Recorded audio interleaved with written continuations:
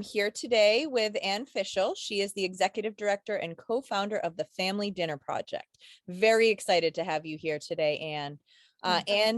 Anne Fishel, she is a family therapist, clinical psychologist, and associate clinical professor of psychology at the Harvard Medical School. She's director of the Family and Couples Therapy Program at Massachusetts General Hospital, where she trains child and adult psychiatry residents and psychology interns in family therapy. She has been featured in media articles, radio shows, and TV appearances, including NYT, CNN, ABC News, WebMD, and NPR. She's also the mother of two adult sons who are better and more adventurous cooks than their mom. So welcome, Anne. Very excited today to have you on. Oh, I'm very happy to be here. Thank you. So we're going to start off, I think, learning a little bit about the Family Dinner Project, about what you guys do and the importance of discussion around the dinner table. So you can take it from here.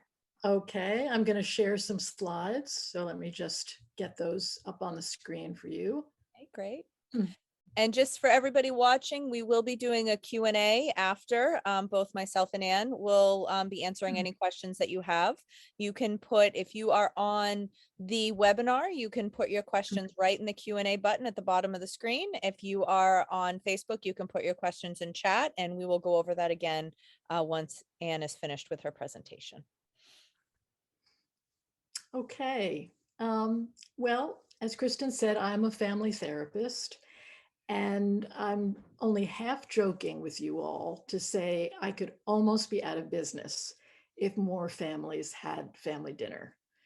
And I think of that in two ways. One is that family dinner is probably the most reliable time that families have during the course of the day or the course of a week to connect with one another. And that's one of the main things I try to help families with, is feeling more bonded, more connected, more involved with each other. But there is also a 25-year body of scientific research that shows that regular family mealtime is great for the body, the brain, and the mental health of its family members. And that is kids and adults, as we'll see. So I just want to review very quickly some of the highlights from that body of research. So, harnessing the power of family meals to benefit kids and parents. In terms of benefits for the brain, for young kids, preschoolers, toddlers, the conversation that young kids hear around the table when their parents are just by the by talking about what happened during the day, the traffic jams they encountered, getting home, being aggravated, being delighted by something, that language, it turns out, has 10 times more rare or unusual words compared to what young kids hear when they're read picture books. And just by hearing these stories, kids pick up the meaning of these unusual words, like traffic jam or being irritated. They don't need to ask for definitions of each word. So they're getting a vocabulary boost at the dinner table. And when young kids have bigger, more robust vocabularies, they learn to read earlier and more easily than kids with slimmer vocabularies. And then as we go along the development, kids in elementary school and kids in high school who have regular family dinners also show better test scores, they do better in school, and that effect is even more predictive than doing homework or art or sports. I wanted to say as a sidebar, I keep saying regular family dinner, and I want to explain what I mean there. Researchers use 5 or more meals a week as sort of the tipping point for when benefits, these research benefits, kick in. I don't think that's entirely the end of the story. I think many families will get benefits if they have one great meal a week together or 2 or 3. So I don't want you to be too constrained by the idea that it has to be a certain number. As we'll see as we talk more, it's really the quality of that dinner that's probably more important than the quantity. But anyway, marching through the rest of the highlights of the research. In terms of the physical benefits, the nutritional benefits, without even really trying, home cooked meals turn out to be lower in sugar and fat and salt, and higher in fruits and vegetables and protein and fiber and vitamins. Portion size tends to be smaller than the portion size at restaurants. And for young teens, regular mealtime is associated with better cardiovascular health. There are even studies that show that asthma symptoms are reduced when kids have regular family dinner. And that may be because anxiety comes down, or it may be because parents are checking in before symptoms get out of hand. There are lower rates of obesity, eating disorders, and these benefits extend past the time when kids are living at home. So if kids grew up having regular family dinners, when they're on their own as young adults, they also tend to eat more healthily and have lower rates of obesity. And then the mental health benefits, as a therapist, this is really a bonanza. Regular mealtime is associated with lower rates of substance abuse, of tobacco use, of violence, of behavioral problems at school, of eating disorders in teens, lower rates of anxiety and depression and stress. And on the upside, it's associated with greater resilience, higher self-esteem, and kids reporting that they feel more connected to their parents.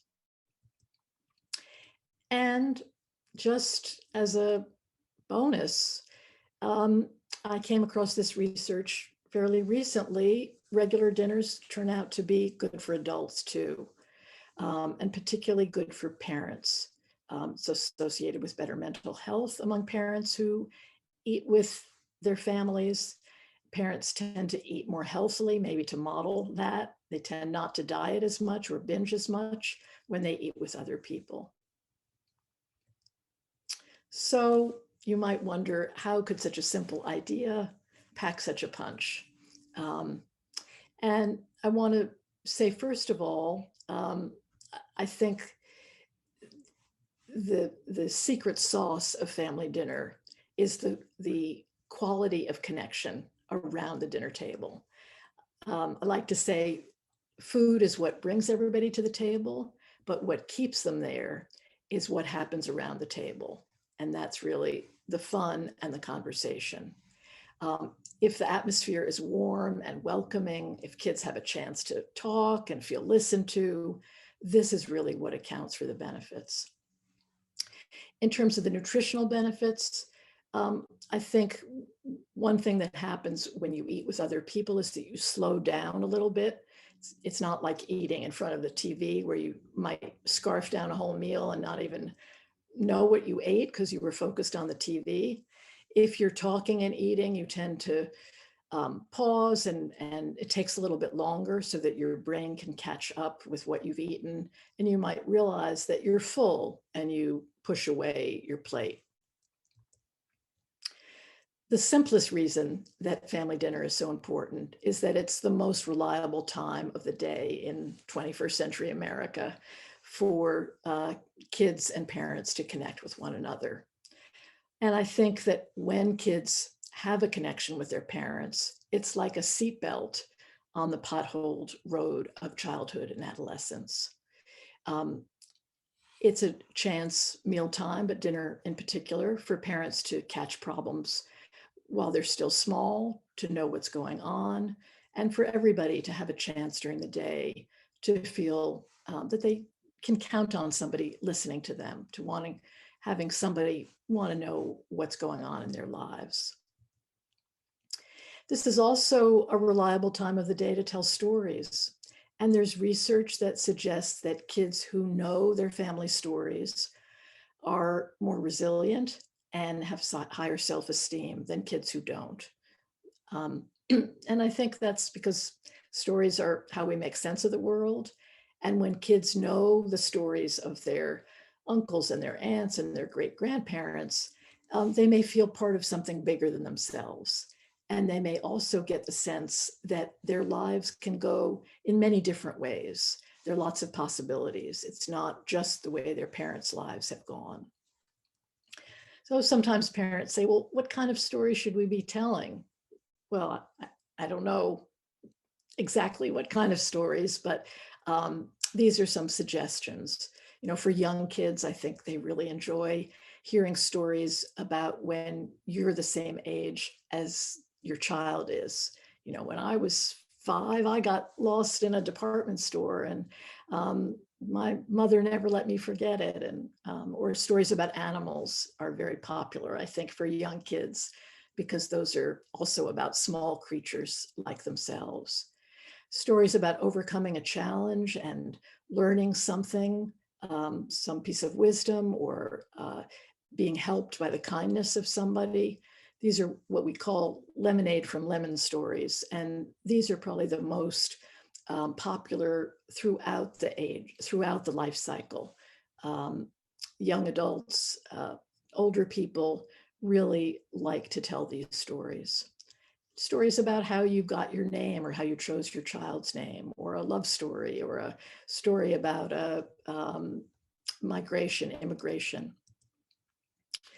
This is a photograph of ice cream cake that my mother used to make.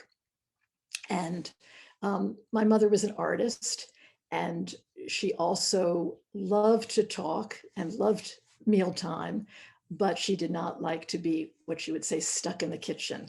So everything that she did was super fast. And when I make this cake, I think of her, because she could make it in 10 minutes. I could make it in about 18. But it always calls to mind her, and it always makes me want to tell a story about her, as I just did with you. So I want to clarify what is and isn't a family dinner, because I'm not talking about a nostalgic Leave It to Beaver, back to the 50s version of family dinner. The time when women were in the kitchen and cooking all day, that ship has sailed, thankfully. So I'm really talking about a dinner that doesn't take too long to make, where many people in the family are helping in some way with the cleanup, or with making the conversation happen, or with the cooking, the planning of the cooking. And dinner doesn't necessarily have to be everybody in the family sitting down all the time. As one family with about 6 kids in it said, our rule is no one eats alone. And what they meant by that is that they would often have sort of serial dinners, cereal with an S, not a C, where 2 people might eat a dinner, and then another 3 would eat. They would eat sort of in succession. And sometimes they would eat all together, but that wasn't required. It can include shortcuts, takeout. It doesn't have to be homemade. It doesn't have to be organic. Or it doesn't have to be heirloom tomatoes. It can be very, very simple. It's probably best not to have the TV on, because that, as I was saying earlier, makes for sort of mindless eating. But some families incorporate technology. They might watch a movie and talk about it. They might play a selfie hot potato game, where they have a phone and set a timer.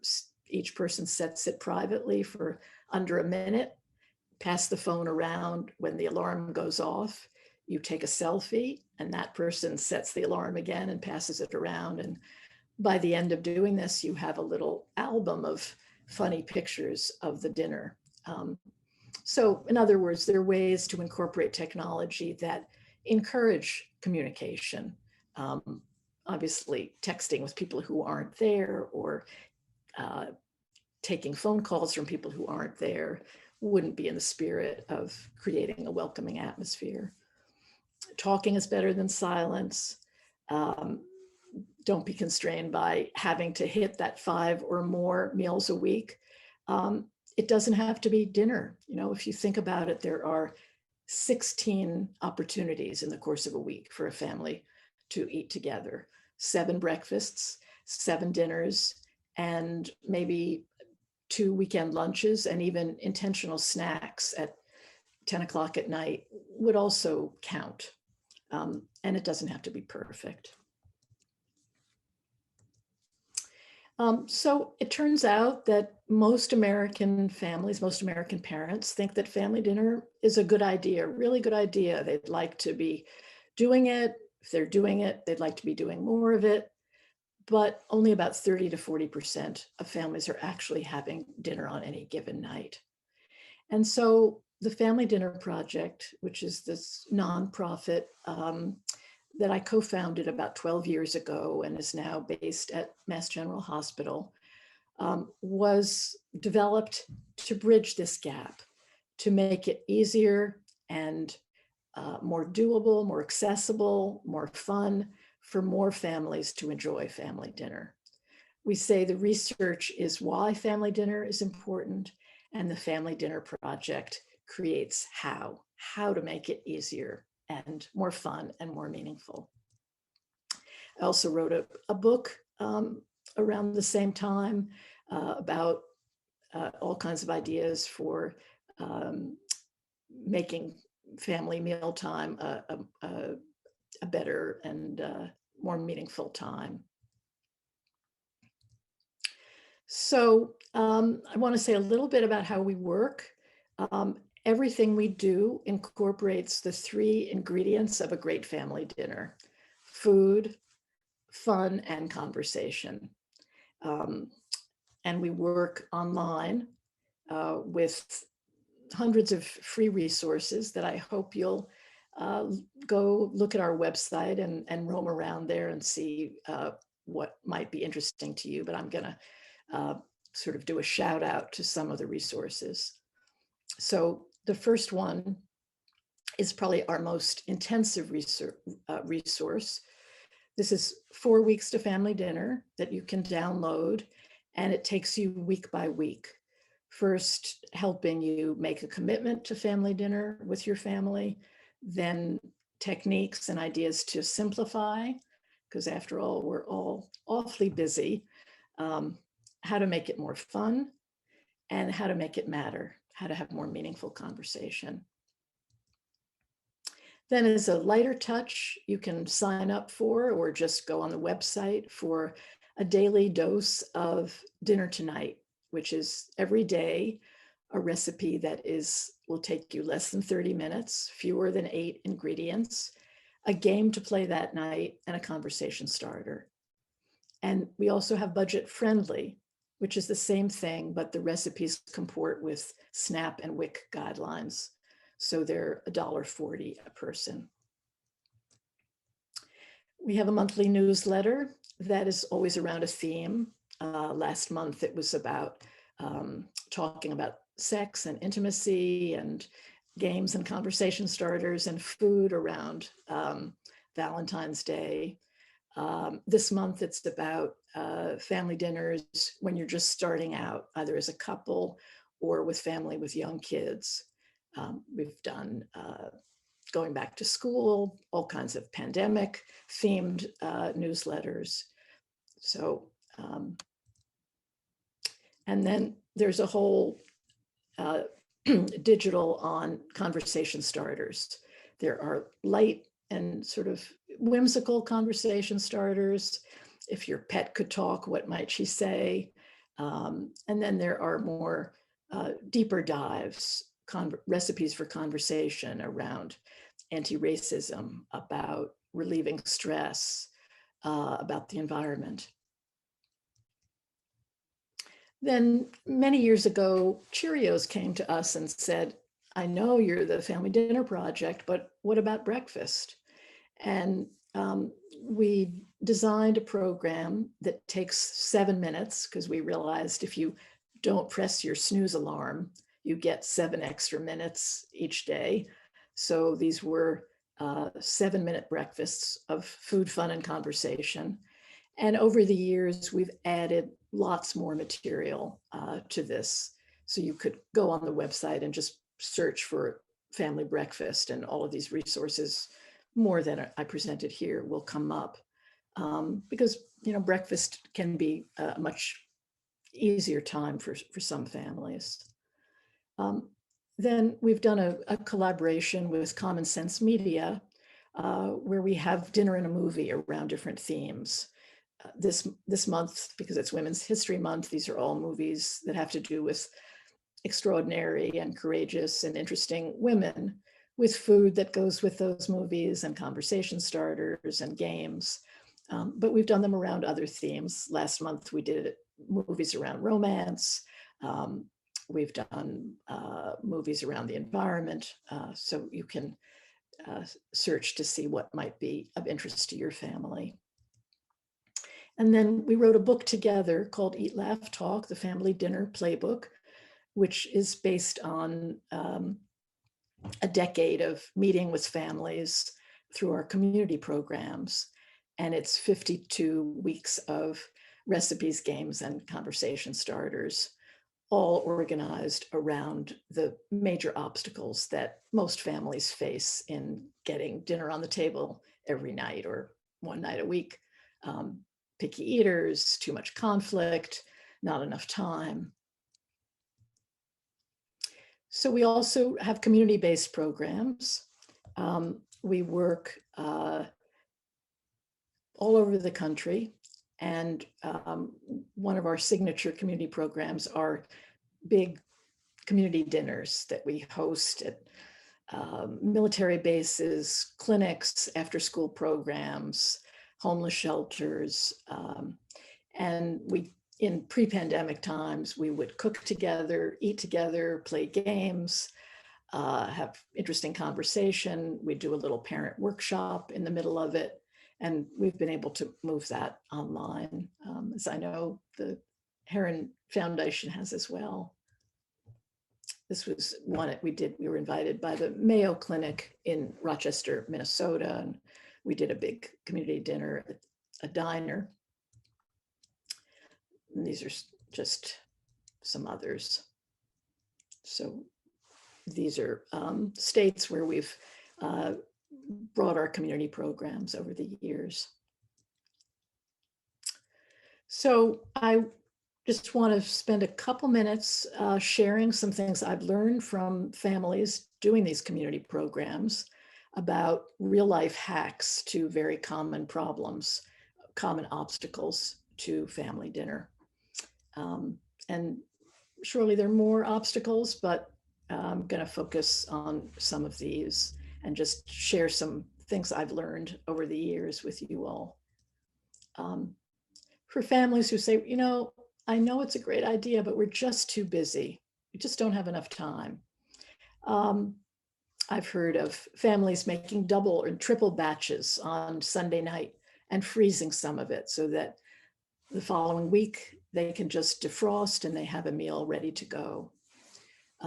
We've done a lot of work with military families, and they tell us about a military swap where 5 usually wives whose husbands are deployed will get together, and each one will make 5 times the meal one night. And then they'll get together and swap, and they walk away from the swap then with 5 different meals for each night of the week. Or making quick foods like breakfast for dinner or lunch for dinner. Or if you're too busy for dinner, making breakfast the family meal. And remembering that most families spend no more than 22 minutes having dinner. And, you know, if you make a very simple meal and get help cooking up, cleaning up, you could have the whole thing wrapped up in about an hour. For families who say our kids or my spouse or my partner is too picky, what's the point of going to all the trouble of cooking? You know, nobody ever eats what I make. I've heard so many different hacks for this. Probably the best one was from a nutritionist named Ellen Satter, who said parents should decide what, where, and when to eat, and kids decide how much and whether they're going to eat that. And I think what she's really saying there is that the less said about the food at the table, the better. It never or rarely goes well when parents try to bribe or cajole or, just have one more bite, or even if you eat your peas, you can have dessert. That research has shown that does a boomerang. It makes the ice cream more desirable and the peas less so. There's a evolutionary window that is wider before kids are 3 years old. Then as they start to explore the world, many kids get more fearful about new foods. So if you have young kids and you can really encourage them before they're 3 to try lots of new foods, that may extend through their childhood. Modeling one's own enjoyment and gusto eating works well. Pediatricians have told me that snacking is a culprit because kids don't arrive as hungry as they used to. Nutritionists talk about the rule of 15, or the idea that kids are much more likely to eat food that is familiar. And so if it shows up over and over again, at least 15 times before you give up, they may be along the way be willing to try it.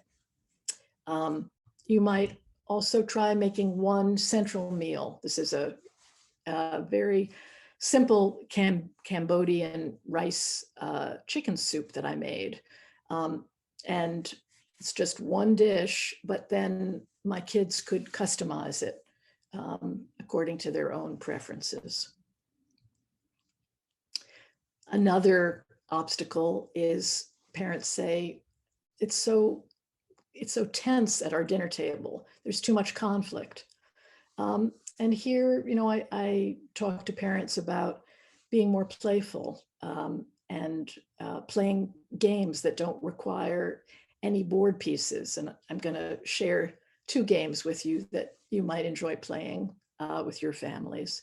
But going easy on teaching manners at the table, maybe agreeing on what foods are, everybody agrees they won't bellyache if that food arrives at the table, so that there's not conflict about that. So here are 2 games. This one is really good for all ages. Rose, thorn, and bud. Everybody goes around the table and says a rose, something good or funny or interesting that happened today. A thorn is something difficult or challenging. And a bud is something that you hope will happen tomorrow. And this game, which I still play with my adult sons when they'll humor me and play it, 20 questions about a family memory.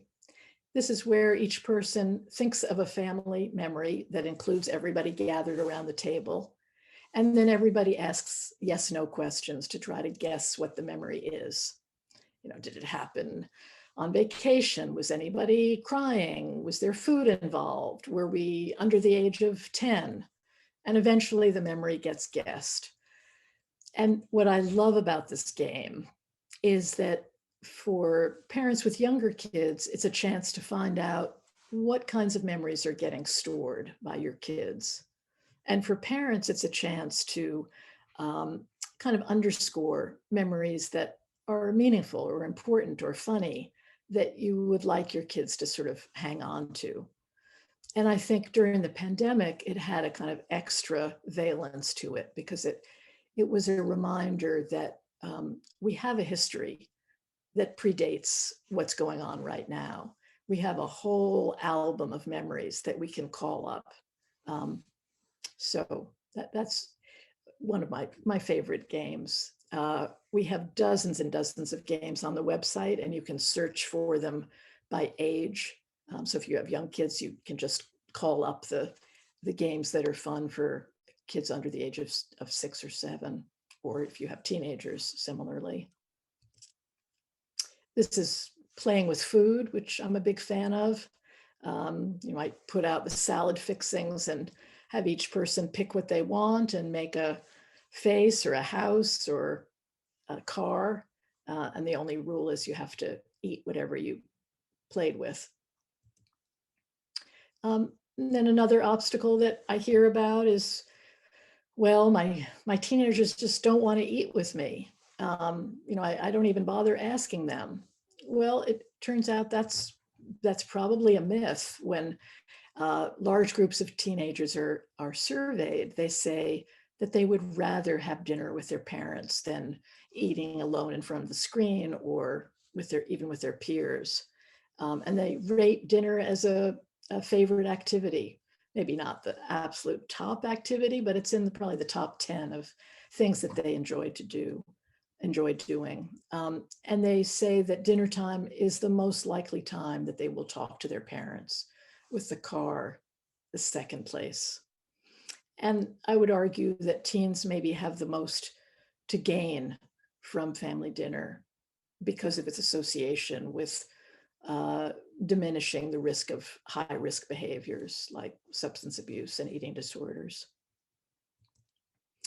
And then, for those of you with young kids, you might say, well, they won't sit still. And I think I've heard from families who say, well, we just lower our expectations. We just plan for a 5-minute dinner or a 10-minute dinner, and that's something that can be built on as the years go by.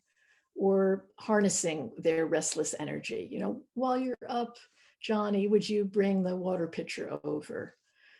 Or involving young kids in the cooking process so that when the food comes to the table, they feel like stakeholders. They want to try that soup that they stirred, or that pesto that they helped take the basil off the stem with. Or play games that are particularly tailored for young kids, like I Spy or Would You Rather, that can keep even the most active kids engaged for a little bit longer. So before I stop, just to sort of summarize the key points I hope you'll keep in mind, that dinners don't have to be perfect to be effective. They don't even have to be dinner. They could be breakfast or weekend lunch or even an intentional snack. And they don't have to be perfect in terms of gourmet food or perfect manners or a long time spent at the dinner table. That dinners are better when all family members or most family dinner members participate in some way to help with the workload. That food brings everybody to the table, but it's the atmosphere being warm and welcoming that keeps them there. And that fun and conversation are every bit as important as food. And finally, that everyone has to eat. So why not use this as a time to connect? So I'm going to hope that there's some questions or some comments.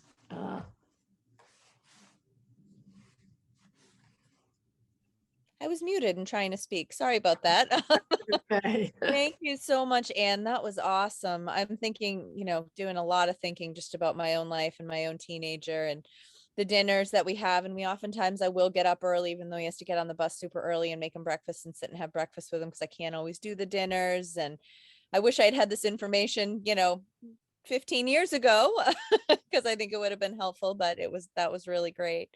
And I think it really does add, we're talking about wellness, and we're talking about, this week we're dedicated to that topic. And I think this really does fit into the wellness of the family unit and the wellness of the individual, and how connectedness really can help. Human connectedness really can help keep us well, both emotionally and physically. Would you agree with that? I would wholeheartedly agree with that. And it's true at every stage of the life cycle. It's true for young kids, and it's true for people living alone. They're more susceptible to getting sick and getting depressed if they don't have connection and relationship in their lives. So yeah, it's really probably it's the cornerstone of health and mental health is sense of connection. Right.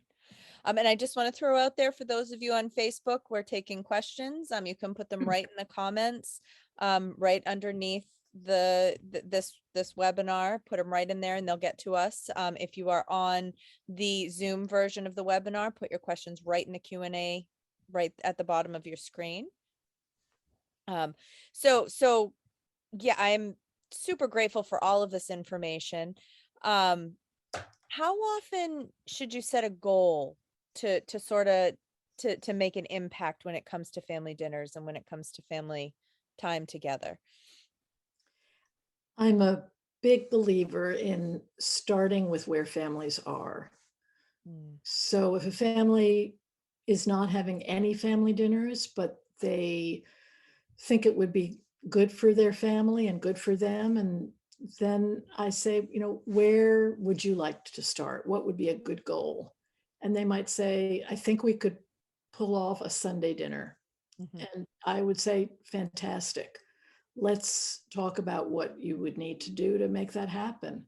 You probably will need to uh, sit your family down and say, starting next week, starting this week, we're going to have dinner every Sunday night. And I want you to make your plans accordingly. And um, I have some surprises for you at dinner. I've got some games I'm going to introduce. I want to have some suggestions about what food you might like. Maybe you'd like to help make the dessert. Who knows? But let's make this a really great kickoff to a new tradition in our family of one dinner a week. Now, other families might say, well, we're already we eat every meal together, but it's just so dull. I mean, all we talk about is what did you do in school today? And nobody enjoys it.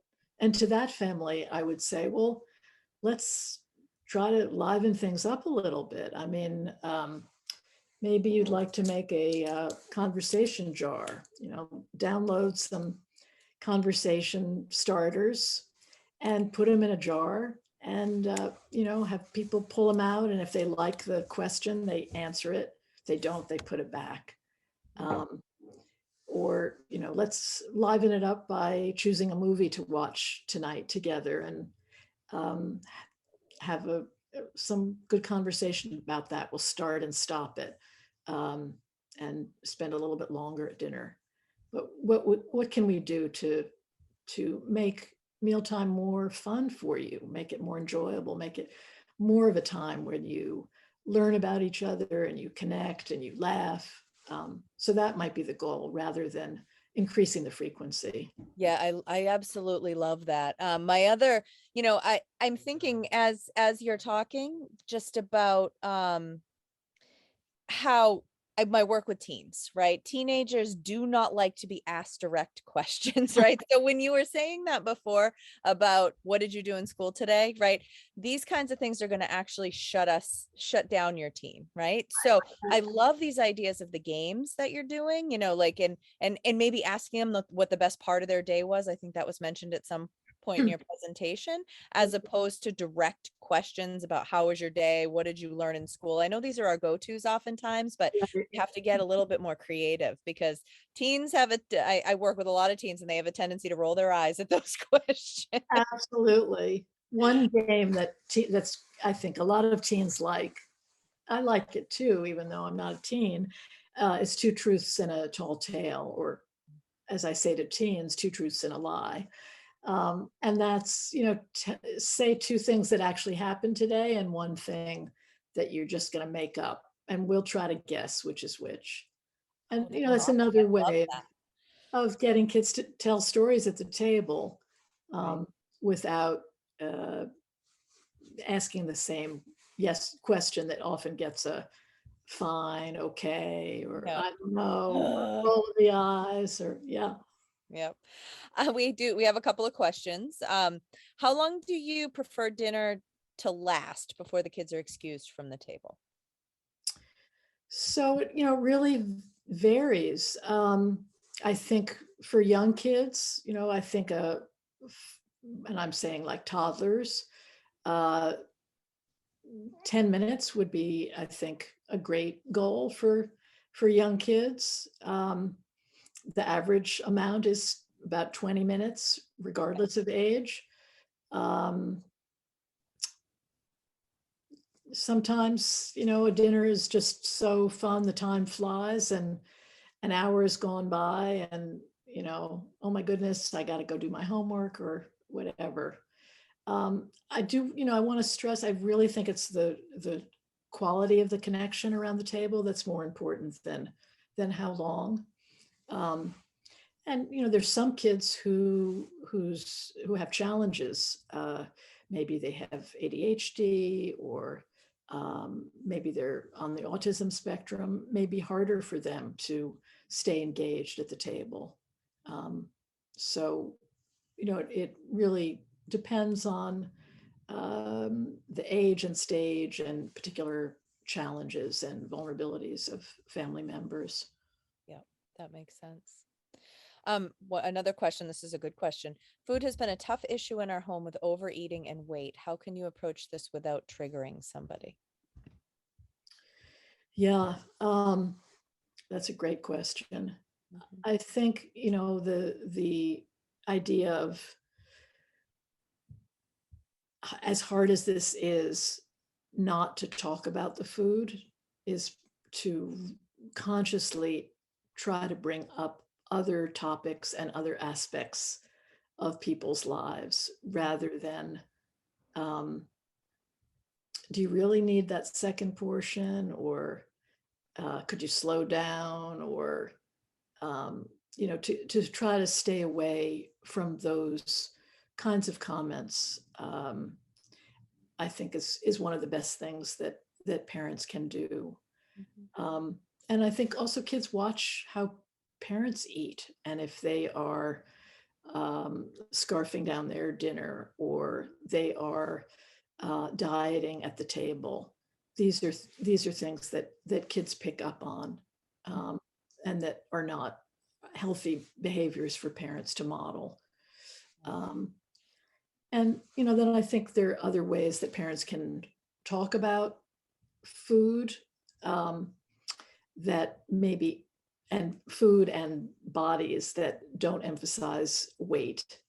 So talking about the visuals of the food or how it smells, rather than how many calories, um, and to talk about all the great things our bodies can do and how we need to eat so that we support um, our cells and our bones and our brains. And really, that's why we're trying to eat as healthily as we can, to talk about food in that way rather than in terms of weight. Mhm. Yeah, I know when my son was younger and even still today, Mm. we have this issue of weight in my house as well. And one of the things that I had chosen to do is ahead of time talk to him, get him more involved in meal planning, and ask him to help me choose and put together a healthy meal, of things that we both enjoy that are healthy. And in that, try to get him to understand the difference in the macronutrients, like the proteins and the carbohydrates, and vegetables and all of that.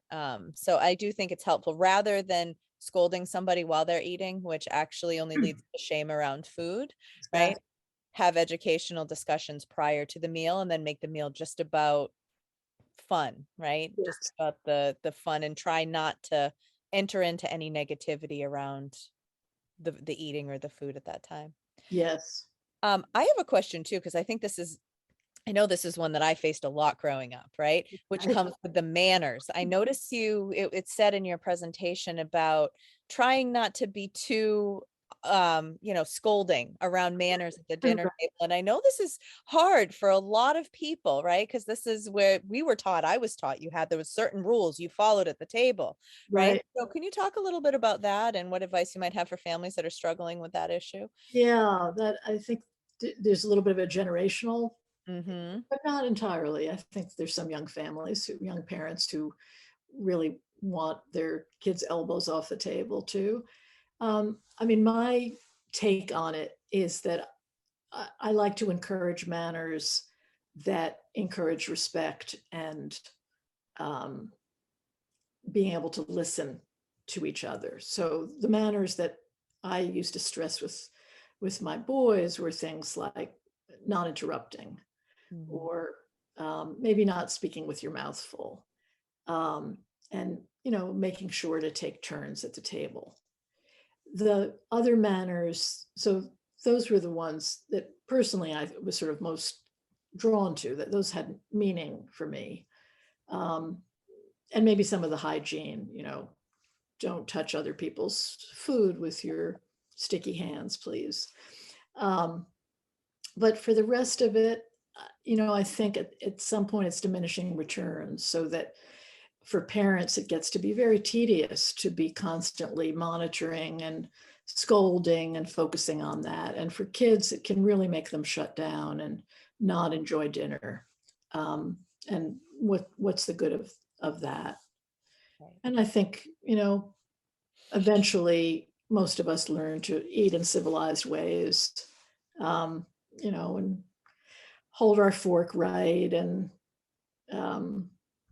keep our elbows off the table or whatever. I think eventually we all learn that anyway. Right.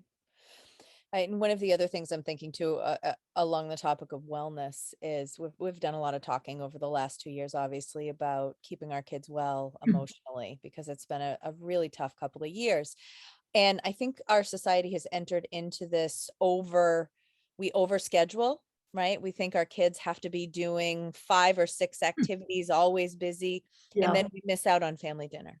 yeah, So I just wanted to throw out there, because this is what was kind of kicking around in my head, working with kids who have some emotional issues, particularly teens, that it looks like the studies are actually showing that family dinner might be more important than 5 activities a week.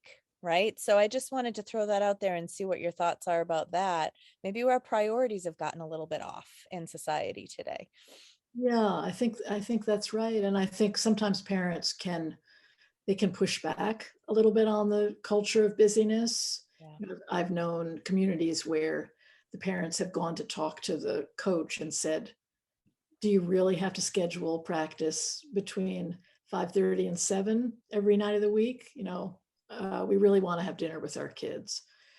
Um, we did a survey during the pandemic of family dinner practice and found that 50% of families across the country were having more dinners together than they had had pre-pandemic, and that about 50% said they wanted to continue with that change. Yeah. Um, Great. yeah. So, I mean, I think for a lot of families who did not have time before, uh, it was, a sort of silver lining, if you want to call that, to for many families to be forced to spend more time around mealtime. And I think many families found that it was really important and enjoyable, and they felt closer to their kids, and kids Mhm. felt closer to their parents, and that's something they want to hold on to. Yeah, that's great. Well, I think that's all we have for questions. So thank you, Anne, so much. This was awesome. Oh, I'm really glad you're able to join us. I learned a lot. oh, well, thanks so much for inviting me. It was a pleasure to talk with you and share this with your community. So thank you.